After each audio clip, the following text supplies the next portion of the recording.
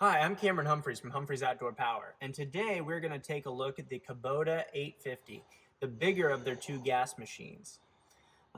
These things are starting to become a little bit more readily available, so we're going to go over the controls today, maybe take it for a quick test drive, and go through it. Let's strap in and get started.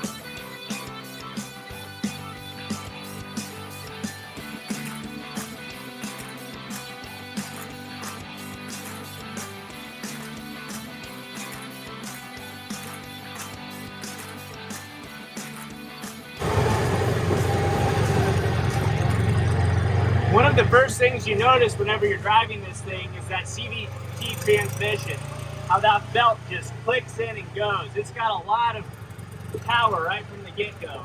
We're going to climb this hill right here like there's nothing to it. It does not even care about that. This thing's got a lot of speed. We're going to take it down the road here and see if we can open her up a little bit. Brake brakes on it, engine braking. You're going to see here in a second just how quickly we can get this thing up to speed. It's the fastest in the Kubota line at 40 miles per hour.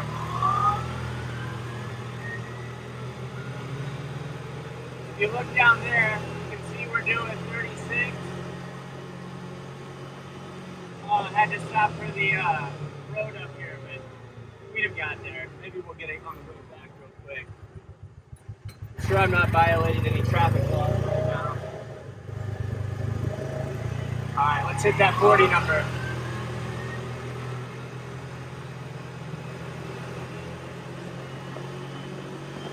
There we go. And you can feel it start to pull out a little bit. That's by design. It's really supposed to drive at 40 miles per hour.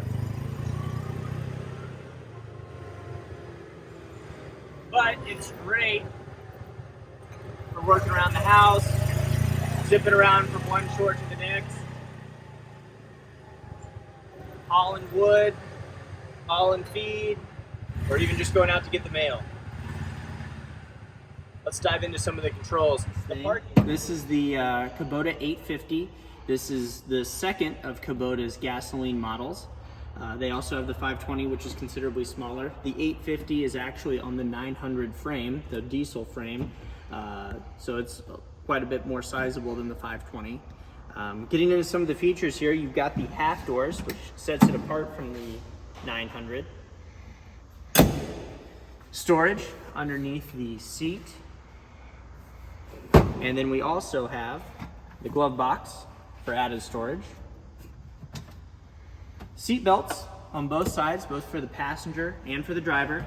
You do have to have your seatbelt plugged in to bring this thing up to speed. So it will let you putt around at about 5 miles per hour, but if you want to get up to speed, you have to have that seatbelt on. As we look down here, we've got our 4-wheel drive, 2-wheel drive selector. So most of the time you can keep it in 2-wheel drive. For those instances where we're a little bit stuck, we can go into 4-wheel drive.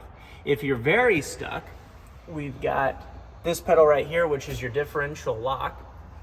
And that orange pedal is also to hold that differential lock so you don't have to keep your heel on that differential lock. But again, we would use that if we're really stuck. That locks everything up to help you get out of a tough situation. If we go here, we can look at the digital cluster. It's going to give us our speed, hours, fuel, all of the things you'd come to expect. Next to it, our horn. Then our range of gears. So you've got a low, high, neutral, and reverse. This guy on the steering wheel is going to be a tilt wheel, so you can adjust this for various size drivers. And then we've got our light cluster on the front. They are LED lights, so they're gonna shine bright for a long time. without the need to replace them anytime soon. If we go back to the back of this machine, this is a manual dump bed. We do have the spray-in bed liner on this one. We can go around here.